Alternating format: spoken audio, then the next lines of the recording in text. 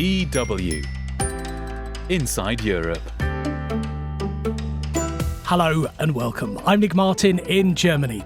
On today's programme, it's Inside Europe's Olympics special, but has France's political crisis dampened the mood in Paris? We will receive the entire world, and it would have been better to have a normal government, not a government whose ministers are just resigning. How climate change is hurting some athletes' hopes of gold. The sight of the Olympic flame gets Parisians fired up. And belonging through sport, how the Games are helping refugee athletes to rebuild their lives. I watched my first Olympics when I was 4 years old. It was impossible for me when I was in Iran, and I gave up this dream, Those stories and more coming up on the programme. European leaders have paid tribute to US President Joe Biden after his decision not to run for re-election. Biden was widely criticised for his performance against Donald Trump in the first presidential TV debate, amid rising concerns about his health. Vice President Kamala Harris has emerged as the Democrats' likely choice to square off against Republican Trump for the White House. Neil King has more in this roundup of European news. German Chancellor Olaf Scholz praised Biden, saying he had achieved a great deal for the US, Europe and the world. Scholz said with Biden at the helm, transatlantic cooperation was now close, NATO was strong, and that the US was a good and reliable partner. This contrasts with often testy relations between Trump, Europe and the military alliance during the Republicans' term in office. UK Prime Minister Keir Starmer said he respected Biden's decision, which he said was made in the best interests of the American people, while French President Emmanuel Macron said the move showed courage and a sense of duty. The Kremlin, meanwhile, said it would carefully monitor what happens next in the US presidential race. Vice President Kamala Harris, who Biden and several senior Democrats have endorsed to be the party's candidate, has taken a 2 percentage point lead over Trump in the latest poll by Reuters Ipsos. Ukraine's Foreign Minister Dmytro Kuleba has told China that Kyiv is ready to hold talks to end the conflict with Russia when Moscow is ready to negotiate in good faith. However, he said there is currently no readiness on the Russian side.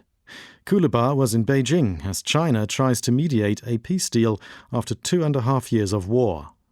China has strengthened its no-limits relationship with Russia since Moscow's invasion, but presents itself as a neutral party in the conflict. But Western governments have accused Beijing of providing support to Russia during the war. Kuleba told Chinese officials that their country's role as a force for peace was important and that a just peace in Ukraine was in China's strategic interests.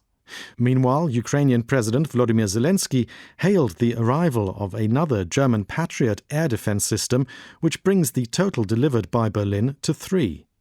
Zelensky has recently repeatedly called for additional air defense systems as Russia presses forward with its ongoing invasion. Germany this week shut down an Islamic center in the north of the country, accusing it of propagating extremism. Hamburg's Imam Ali Mosque, known locally as the Blue Mosque, is one of Germany's oldest.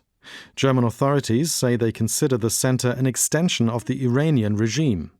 According to the country's domestic intelligence agency, the center is thought to have a significant influence over other mosques and Islamic associations. Interior Minister Nancy Faeser said the center was being probed for spreading aggressive anti-Semitism. She added that raids against the group in November had established proof of connections to Lebanon's Hezbollah militants. Israel's war in Gaza has had a spillover effect, with Hezbollah and the Israeli military regularly trading deadly fire. Germany designated Hezbollah as a terrorist organization in 2020 and banned its activities on German soil.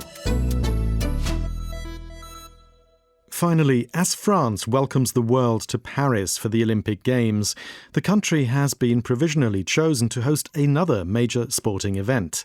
The International Olympic Committee on Wednesday decided by 84 out of 88 votes to award the 2030 Winter Olympics to the French Alps. But the offer is subject to certain guarantees from the French government. France is currently mired in political crisis, following the inconclusive results of a snap election that gave a leftist bloc the most seats in parliament, but no overall majority. The guarantees on finances and security will need to be made by France's next prime minister, who President Emmanuel Macron says will only be appointed next month. The 2030 Games will mark the fourth time France has hosted the Winter Olympics. Meanwhile, around 75,000 French soldiers have been deployed to boost security for the Summer Olympics in Paris. Thousands of athletes from 180 countries are battling to win Olympic gold. Neil King with that roundup of European news.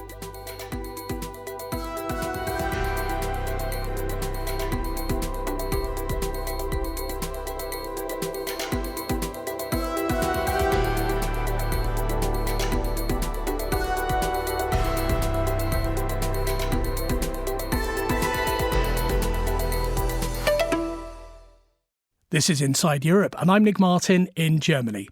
7, 6, 5, 4, 3, 2, 1, go! The Olympic flame being lit at the Palais de Versailles near Paris on Wednesday, ahead of the moment France has been waiting nearly 7 years for, the opening of the 2024 Olympic Games.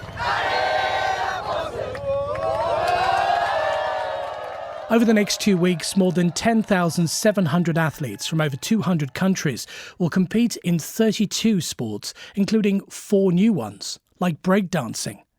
The Games have somewhat been overshadowed by the country's political crisis after President Emmanuel Macron called a snap legislative election last month when his political bloc was trounced by the far right in the vote for the European Parliament. The legislative election handed an alliance of leftist parties the most seats in Parliament, but no overall majority, and Macron was severely weakened. So will France's political deadlock spoil the Olympics party? To begin our first half special on the Games, I spoke to Pascal Boniface, founding director of the French Institute for International and Strategic Affairs. There is no real impact on the Olympics because, in fact, we have still the same Minister of Interior, same Minister of Sports. They resign and still they are there. So it's very strange on a constitutional point of view, but for the daily affair, there is no difference. We are still in crisis because there is no new government, but the current government is riding the usual affairs. So do you think it was a mistake for Macron to call the snap election in France just before the Olympics? It has been a mistake in his own interest because he has less deputy, less congressmen than before the election. So it's not really a success. And secondly, we will receive the entire world, and it would have been better to have no political fights and the same government, a normal government. In fact, there is no real impact on the Olympic Games, but he had an impact on the image of France. Now, Macron has said he's not going to name a new prime minister until after the Olympics is over. Do you think there's going to be any movement in this crisis before the Games end? It's a $1 billion question. There is a lot of division between the Macron party and the others because you have 3 different political blocs. None of them is able to form a government alone, and they need to make coalition, but the coalition are not really easy to make.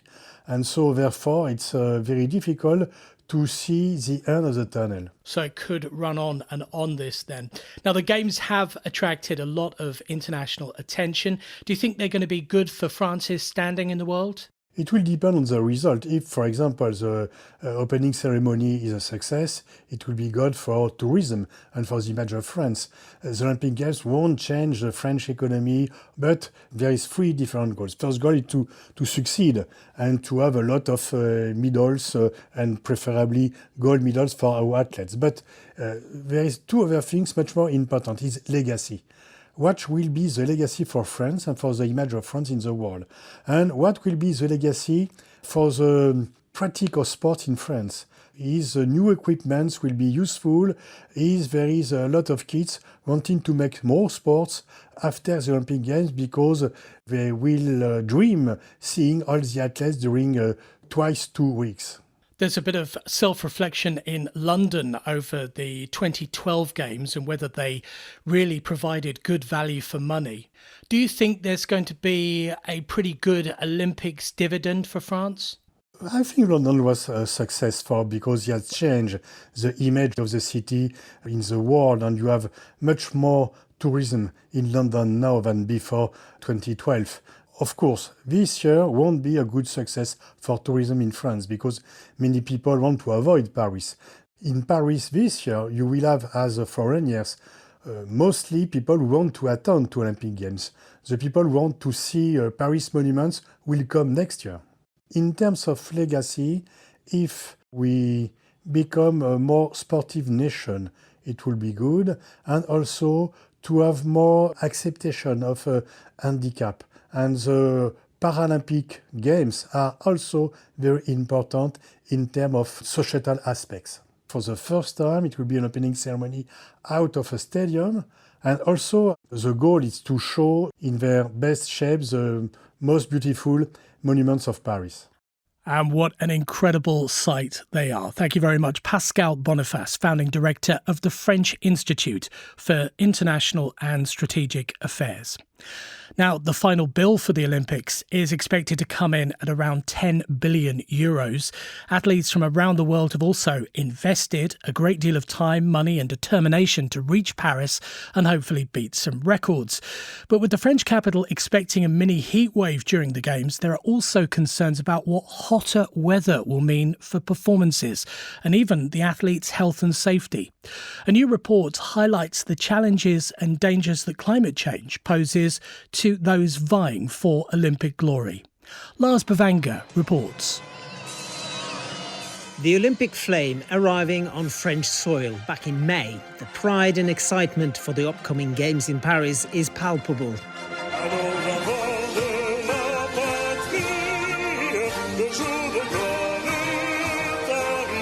What the organisers are not talking about is competitors vomiting and fainting at finishing lines or athletes being afraid of dying during competitions. Yet that all happened at the last Olympics in Tokyo, according to a new report into the impact of climate change on sports. In the report, we've seen athletes like Daniel Medvedev talking about the risks of athletes dying. Nicola Barr works for the Australian organisation Frontrunners, who together with the British Association for Sustainable Sport have produced the Rings of Fire report. In it, several athletes give testimony about what hotter weather has meant to their performances and lives in general. Yusuke Suzuki, who at the time was going to be a really top competitor for Japan, representing her country at Tokyo, she couldn't compete after she sustained a heat stress injury. One of India's top triathletes, Pragya Mohan, can no longer train in India because the heat conditions in India are so extreme. Rydian Cowley now moves his way out into lane number 3. Ladies and gentlemen, top 25 all-time in world history at the moment on display. Rydian Cowley in the baby... Australian race walker Rydian Cowley from Melbourne is one of the athletes who has contributed to the report. At last year's World Championships in Budapest, Rydian was beaten not by competitors, but the hot weather. Yeah, I was competing in the 35-kilometre walk event. I didn't manage to get all the way through the event. I actually suffered heat stroke about 2 hours into the race. There was a person on the sideline that had a lovely photo of me lying face first on the ground. Cowley and his support crew now increasingly focus on preparing for extreme heat and to be able to perform well, but most of all, to simply stay safe. This year for me, that meant when I was in Melbourne, in a heat chamber, sometimes 3 days a week for a bit over a month. Then I had a training camp in St. Moritz where I was in a sauna after a lot of training sessions. Right now I'm in Montpellier in southern France for a little bit more heat preparation.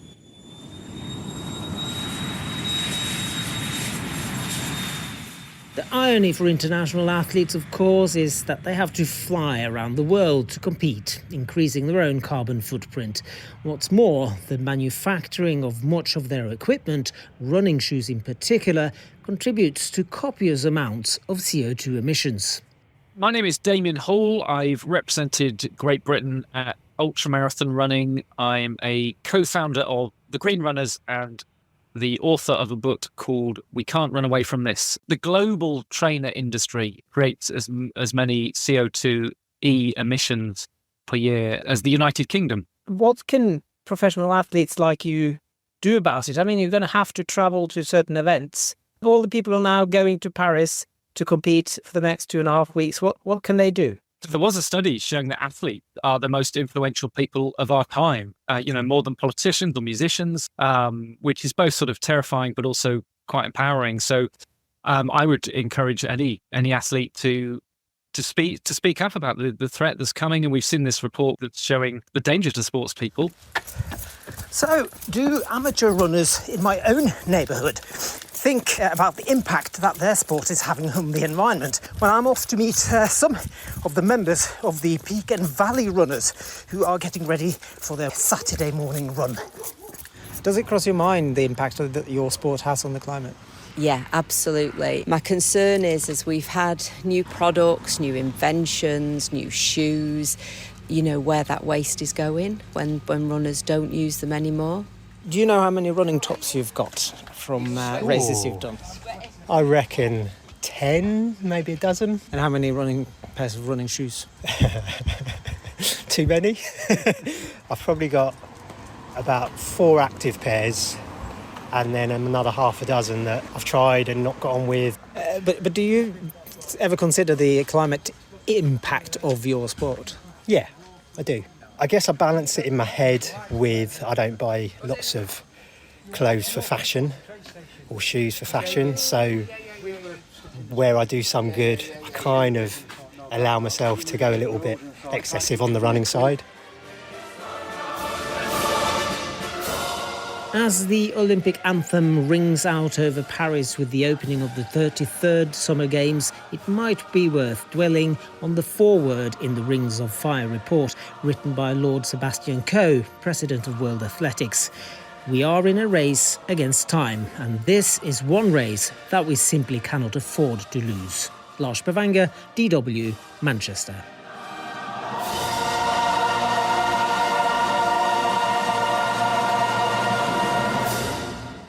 Now, the Olympics promised to be a spectacle to remember, from the opening ceremony held outside a stadium for the first time to the large number of events taking place with the sights of Paris as their backdrop. There'll be fencing in the Grand Palais, show jumping in the gardens of Versailles, and judo by the Eiffel Tower. Not forgetting the swimming in the Seine River. Despite the political manoeuvrings going on in France right now, Parisians still came out in force to see the Olympic flame pass through the streets. And John Lawrenson went along. I see in the morning paper that the Olympic flames coming through Paris. Figure out a time and place to see it in front of Père Lachaise Cemetery, seeing as you ask, and emerge from the metro of the same name into a happy crowd lining a street that's already closed to traffic. Good timing. First come the police, getting a few ironical but good-humoured cheers. A girl holds up her hand so they can high-five her as they walk by. It is, as this lady standing next to me attests, a happy affair despite the political drama and uncertainty in France at the moment. I think if you look around you, everyone is quite happy to see the Olympic flame coming through. I think this is a really great way to get people together for a common cause. So that's going to be a really nice way to start the summer. A wonderful summer. And if you remember the London Olympics, everyone was complaining about what was going on in London and they're complaining about works. And it went really well. There he goes. Yeah. Sorry, I almost made you miss it there. Sorry. But as luck would have it, the torchbearer, dressed in white, stops a few metres on to pass the flame on to the next torchbearer dressed in white, so we get a good look through the forest of smartphones held aloft for the photo. The organisers say millions have turned out to see the flame since it arrived by boat from Athens in Marseille in early May. But even the keenest will have found it difficult to concentrate on the build-up to the Games in the midst of the political drama that broke out shortly afterwards. As the crowd disperses, I get talking to this gentleman who didn't come here for the flame but just happened to be passing. He says that with his unprovoked dissolution, President Macron has dampened the mood. il aurait pu la dissolution la faire après. He could have dissolved parliament after the Olympics. Sereinement, et là, c'est difficile dans la. That would have allowed the French to enjoy this event with a measure of serenity. Il y a le gouvernement. Now it's difficult, with no government and a lot of doubt about the political future of France. The following day is the one Paris Mayor Anne Hidalgo chooses to finally swim in the Seine. To prove to any sceptics out there that the river that runs through Paris is ready for Olympic athletes to dive into. Shortly after which, I go up to Seine-Saint-Denis, the area northeast of Paris where most of the athletics is happening, to meet David Roizen. His job is to think about sport for a centre-left think tank called the Jean Jaurès Foundation. He believes the Olympics were part of Macron's dissolution calculation. He thinks the president reckoned people would be frightened away from voting for the extremes because that might jeopardise the games. It's actually difficult to say if the gamble paid off, but, says David Roizen, the dissolution did break the momentum. For the last 2 months, where the torch was, there was a huge celebration. And it was starting to have good press. It could be a nice event, finally. And then happened the dissolution. With the dissolution, the Olympics disappeared. It broke the wave. Finally, there was a starting wave in France about the Olympics. It broke it. But to hazard another metaphor, the French political machine is a broken down car. And given that it's not going to go anywhere soon, perhaps people will be tempted to leave it by the side of the road, wander into a village, find a cafe with a television and settle down in front of the 100 metres butterfly or something. After all, it's not every year you host the Olympics. John Lawrenson, DW, Paris. And still to come on Inside Europe, meet the refugees in Germany and Austria battling for medals in Paris. Now, DW's website and social media pages have the latest news from across Europe. So that's dw.com or DW Europe on socials. I'm Nick Martin in Germany. You're listening to Inside Europe.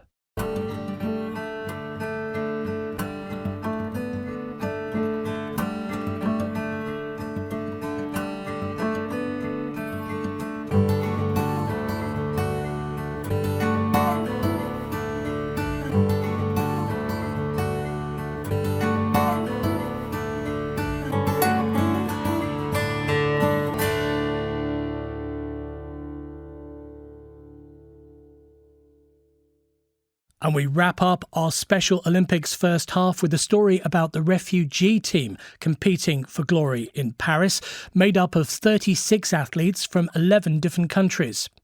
The refugee team was created in 2016 to represent the world's displaced population of over 100 million people and has grown in size ever since.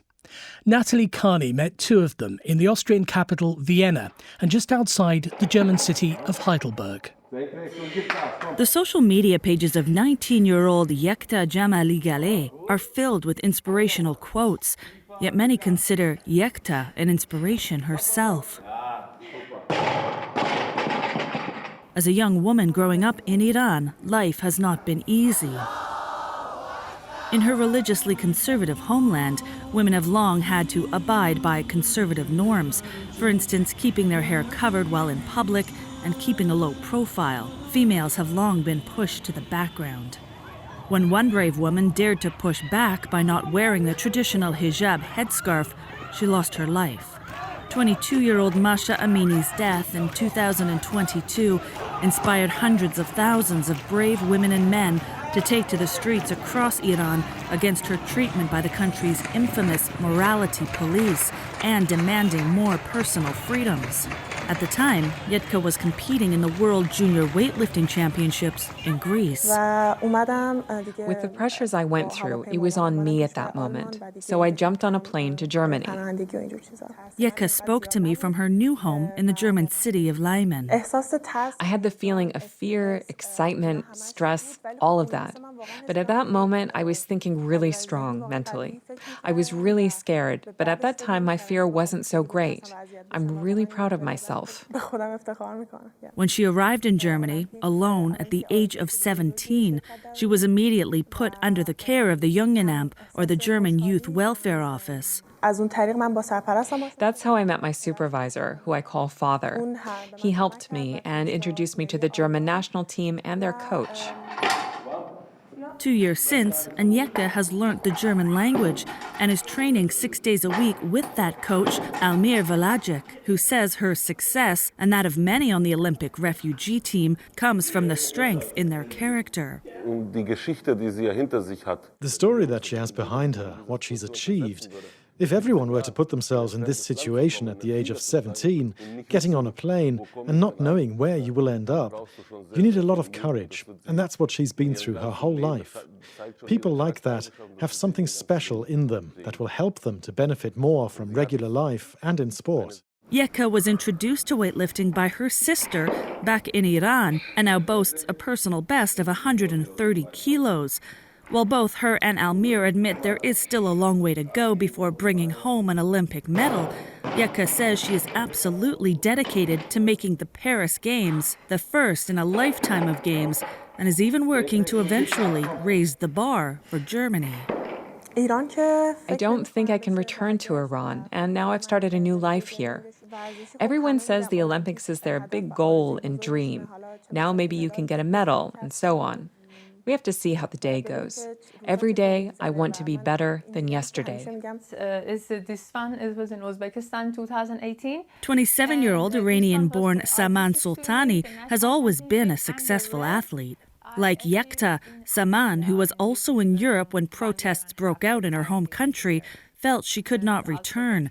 So while in Vienna, she sought asylum in Austria. Now, the medal-winning athlete is preparing to compete as a kayaker in the Olympic Games in Paris, a feat she thought impossible growing up in Iran. From when I was a child, I loved to be in Olympic. I born in an Olympic year, and I watched my first Olympic when I was 4 years old. And then every 4 years I watched Olympic, and I loved to be there. So it was impossible for me when I was in Iran, and I gave up this dream, you know. Saman started swimming at the age of 5. While she grew to become a national champion in artistic swimming, this was not a sport for girls supported by the conservative Islamic Republic. She was then introduced to kayaking, in which she also won multiple medals for the national team. However, again, as a girl, she was unsure of where her career would lead until fateful events brought her to Vienna. She quickly found success as a kayaker in her host country and was then chosen for the Olympic refugee team in May 2024. When I arrived in Austria, I saw that this dream can come true. It's for my family, for my friends, for everyone who helped me to stand up again. According to media reports, about 30 Iranian athletes in recent years have defected from Iranian national teams and sought asylum in other countries due to alleged threats and Iran's policies towards women. Stories of courage and unrelenting determination encompasses each one of the Olympic refugee team's 36 athletes who represent 11 different countries and will compete in 12 different sports during the 17-day international sporting event.